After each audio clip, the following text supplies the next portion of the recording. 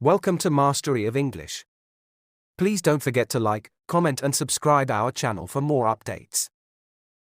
अस्सलामुअलैकुम dear viewers, हमने पिछली क्लास में पढ़ा था what is a sentence and the structure of a sentence. हमने जुमले के बारे में पढ़ा था कि सेंटेंस क्या होता है और उसका स्ट्रक्चर क्या होता है, उसकी साख्त क्या होती है। उसमें हमने पढ़ा था कि कोई भी सेंटेंस होता है उसके दो हिस्से होते हैं। पहले हिस्से को हम सब्जेक्ट कहते हैं, दूसरे हिस्से को हम प्रेडिकेट कहते हैं। सब्जेक्ट काम करने वाले को कहते हैं और प्रेडिकेट जो हमने उसमें पढ़ा था कि प्रेडिकेट जो होता है ये वर्ब होता है। वर्ब एक सेंटेंस पर जो प्रेडिकेट है वो एक सिंगल वर्ब पे भी मुश्तमिल हो सकता है या फिर वर्ब के अलावा दूसरे कुछ एलिमेंट्स पर भी मुश्तमिल हो सकता है। फिर हमने पढ़ा था कि जो छोटे से छोटा जो सेंटेंस है वो भी उसके साथ एक सब्जेक्ट होता है, एक उसके साथ वर्ब होता है। तो हमने पढ़ा था कि जो स्ट्रक्चर बेसिकली आमतौर पर इंग्लिश में फॉलो किया जाता है वो होता है SVO, S subject, verb and object. सबसे पहले सब्जेक्ट आता है, फिर वर्ब आता है, फिर ऑब्जेक्ट आता है। तो नाज़रीन, आज का हमारा जो टॉपिक है वो फ्रेज पर है कि फ्रेज क्या होता है, और फिर हम पढ़ेंगे क्लास क्या होती है। फ्रेज और क्लास दो चीज़ें हैं। क्लास क्या होती है और क्लास की कितनी किस्में होती हैं। तो आइए शुरू करते हैं। फ्रेज कहते हैं जुज़वी जुमला या मुरक्कबे नाक़िस। A combination of words that make sense but not complete sense, which has some meaning but does not clear, is called a phrase। यानी कि अल्फाज का ऐसा मजमुआ जो मफहूम तो अदा करे लेकिन वाज़िह और मुकम्मल मफहूम या ख्याल अदा ना करे, उसे जुज़वी जुमला या मुरक्कबे नाक़िस कहते हैं। अल्फाज का ऐसा मजमुआ जो मफहूम तो A combination of the words that make sense but not complete sense।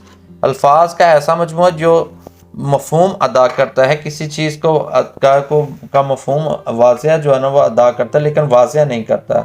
किसी चीज़ का मफहूम तो अदा करता है लेकिन वाज़िह नहीं करता, वाज़िह मफहूम या ख्याल को बयान नहीं करता। ऐसे सेंटेंस को हम फ्रेज कहते हैं। For example, a very big parcel, एक बहुत बड़ा parcel. On the table, table पर। आउटसाइड द विंडो, विंडो से बाहर। इन द वेस्ट, वेस्ट में। तो ये कम्बिनेशन है बेसिकली वर्ड्स का, इनसे एक सेंस तो पैदा हो रही है। ऑन द टेबल के टेबल पर कुछ है, लेकिन क्या है ये सेंस वाज़िह जो है ना वो क्लियर नहीं हो रही, तो इसलिए हम इसे फ्रेज कहेंगे। आउटसाइड द विंडो, खिड़की के बाहर, खिड़की के बाहर तो कुछ है। आउटसाइड द विंडो कि खिड़की के बाहर कुछ है। अब क्या है, ये सेंस जो है वाज़िह नहीं हो रही, ये मफहूम वाज़िह अदा नहीं हो रहा, तो इसलिए हम इसे फ्रेज कहते हैं। तो according to the definition of phrase की डेफिनेशन के मुताबिक आउटसाइड द विंडो खिड़की के बाहर, ये एक फ्रेज है।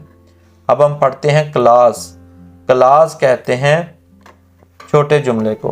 क्लास कहते हैं छोटे जुमले को या एक बड़े फिक्रे का, एक बड़े जुमले के छोटे से हिस्से को हम क्लास कहते हैं। A simple sentence which a part of larger और longer sentence is called a class.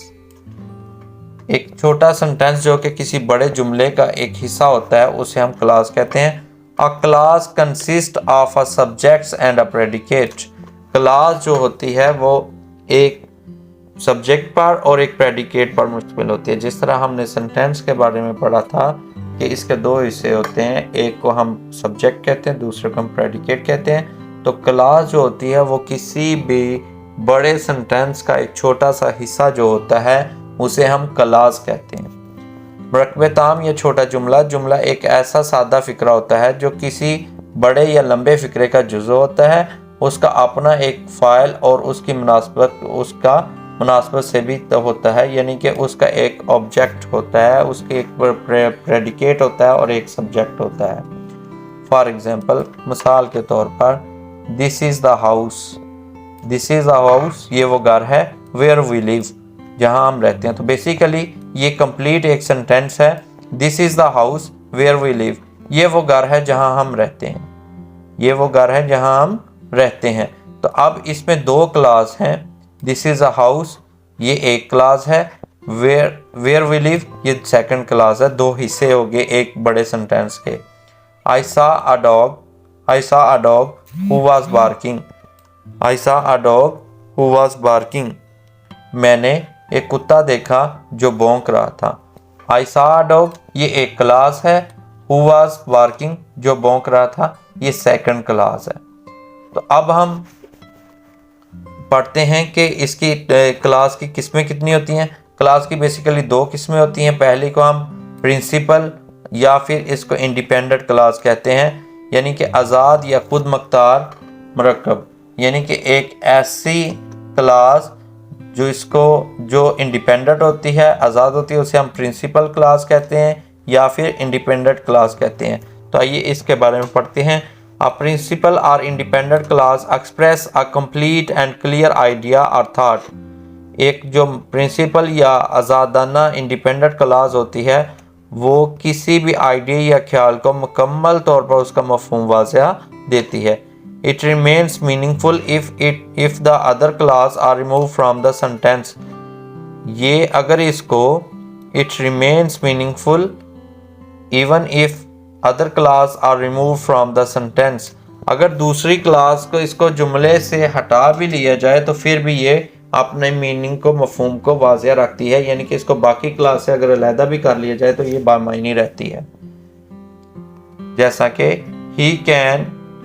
It can stand alone a complete sentence, ये बजाते तौर पर खुद एक मुकम्मल जुमले के तौर पर स्टैंड कर सकती है। A principal class is also known as main class or independent class.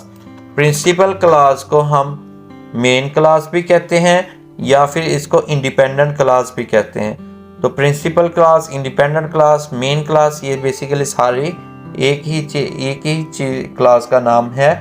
तो इसको हम तीन नाम देते हैं, प्रिंसिपल भी कहते हैं, इंडिपेंडेंट क्लास भी कहते हैं और इसको मेन क्लास भी कहते हैं। तो इसकी सबसे बड़ी खूबी ये होती है कि अगर हम इसको सेंटेंस से, बड़े सेंटेंस से सेपरेट भी कर दें तो ये बजाते खुद एक सेंटेंस जो है उस पर कायम रहती है, उसके मीनिंग और वाज़ेह उसका मफहूम वाज़ेह देती है, यानी कि ये अपना मतलब खो नहीं देती, ये अपना वाज़ेह मफहूम बयान करती है। इसका अपना एक सब्जेक्ट होता है और एक इसका सब्जेक्ट और इसका एक प्रेडिकेट होता है।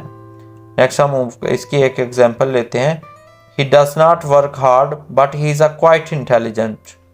तो यहाँ पे दो सेंटेंस हैं। तो पहला जो है he does not work hard, he does not work hard, तो ये प्रिंसिपल क्लास है। but he is quite intelligent, लेकिन वो इसके बावजूद एक ज़हीन आदमी है, वो बहुत ज़हीन है।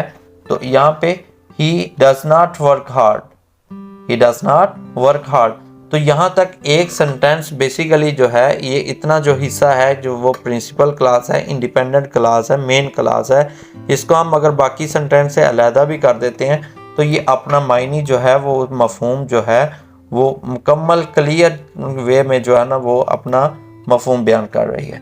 He does not work hard, वो मेहनत नहीं करता है। अब हम पढ़ते हैं सबऑर्डिनेट क्लास। सबऑर्डिनेट क्लास कहते हैं मतहत मरकबे नाम को। मसलन सबऑर्डिनेट क्लास और dependent class is a class which depends on another class for its meaning. Subordinate class का मतलब होता है कि एक ऐसी क्लास जो अपने मफहूम को बयान करने के लिए दूसरी क्लास के मतहत होती है, यानी कि सबऑर्डिनेट क्लास जो होती है ये प्रिंसिपल क्लास या इंडिपेंडेंट क्लास के मतहत होती है। It does not express a complete thought alone, अगर इसको जुमले में अलहदा कर दिया जाए मेन क्लास से तो ये अपना वाज़ेह मफहूम बयान नहीं कर सकती। तो आइए इसकी एग्जांपल के साथ इसको देखते हैं। आई आस्क्ड द टीचर, मैंने टीचर से पूछा, what I should do after school, कि मैं स्कूल के बाद क्या करूं। अब इसमें हम ज़रा थोड़ा सा इसको क्रिटिकली जब हम देखते हैं, एनालिटिकली हम इसको देखते हैं। आई सा the teacher, I asked the teacher, मैंने टीचर से पूछा। ये देखें एक बेसिकली सेंटेंस है, एक शॉर्ट सेंटेंस है जिसमें एक सब्जेक्ट भी है, वर्ब भी है, उसके बाद ऑब्जेक्ट भी है। तो ये according to the English structure ये एक सेंटेंस को फॉलो कर रही है, सेंटेंस का स्ट्रक्चर SVO का वो फॉलो कर रही है। आई आस्क्ड द टीचर, तो ये क्लास है, इसको हम प्रिंसिपल क्लास कहेंगे क्योंकि ये बजाते खुद स्टैंड करके एक सेंस जो है ना वो मफहूम पैदा करिए। मैंने टीचर से पूछा what I should do after school, कि मैं स्कूल के बाद क्या करूं। यानी कि ये सेकंड क्लास है। तो अगर हम फर्ज के यहाँ पे इतने हिस्से को हम यहाँ से अलहदा कर देते हैं, आई आस्क द टीचर, इसको सेंटेंस से अलहदा कर देते हैं, what I should do after school, मैं स्कूल के बाद क्या करूँ, तो ये मफहूम तो पैदा हो रहा है, तो लेकिन जो है वो क्लियर सेंस नहीं बन रही है कि मैं, क्योंकि ये सेकंड क्लास जो है ये हमारी मेन क्लास जो प्रिंसिपल क्लास है उस पर डिपेंडेंट है। लेकिन जब हम इस जुमले को पूरे को देखते हैं तो फिर हमें समझ आती है, आई आस्क द टीचर, मैंने टीचर से पूछा, what I should do after the school, कि मैं स्कूल के बाद मुझे क्या करना चाहिए। तो यहाँ पे दो क्लासेस हमने पढ़ी, प्रिंसिपल क्लास और सबऑर्डिनेट क्लास। एक और एग्जांपल लेते हैं, the boy didn't know that his father had come, लड़का नहीं जानता था कि उसका बाप आ चुका है। That his father had come, तो ये सेकंड क्लास है। अगर यहाँ तक द बॉय डिडंट नो, वो लड़का नहीं जानता था, that his father had come, कि उसका बाप आ गया है। तो नाज़रीन, आज हमने पढ़ा कि फ्रेज क्या होता है और क्लास क्या होता है। क्लास की जो है वो कितनी किस्में होती हैं, प्रिंसिपल क्लास और इंडिपेंडेंट क्लास क्या होती है। तो नाज़रीन, आपने अभी तक अगर हमारा चैनल सब्सक्राइब नहीं किया तो बराए मेहरबानी नीचे दिए गए बेल आइकन पर क्लिक करके अभी हमारा चैनल सब्सक्राइब करें, ताकि इस तरह की मुफीद वीडियोस आप तक पहुंचती रहें। Thank you. Thank you for watching. Please don't forget to like, comment and subscribe our channel for more upcoming informational videos. Thank you.